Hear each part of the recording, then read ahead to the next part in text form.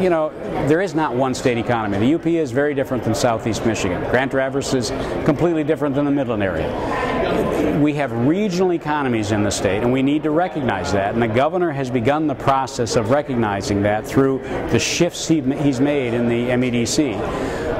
One, by moving them, decentralizing them into a more regional approach, and two, by beginning to incorporate all of the things that state government does to help build infrastructure.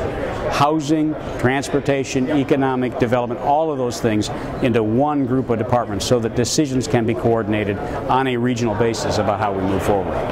We need to create communities that are competitive in the 21st century, and by doing that we need to basically be able to work in a regional, from a regional perspective, and trying to take the assets that various communities have throughout the region and push them forward and create places that are going to attract and retain the talented workforce of the 21st century. I think in Michigan we've spent a lot of time trying to recreate yesterday.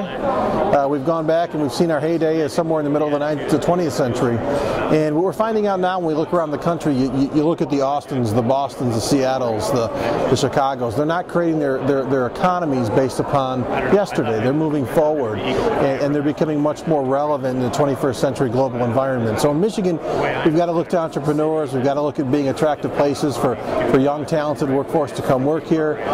We need to figure out a way to sort of jumpstart what we do and change our DNA, if you will, away from sort of an old school economy into one that's going to thrive in the 21st century. This area of the state is a model for where Michigan needs to go. The Grand Traverse area region, through its whole Grand Vision process, has begun the process of talking about precisely the kind of issues that all of Michigan, all of Michigan's regions need to be talking about. And that is, what do we want to look like when we grow up, and how do we get there?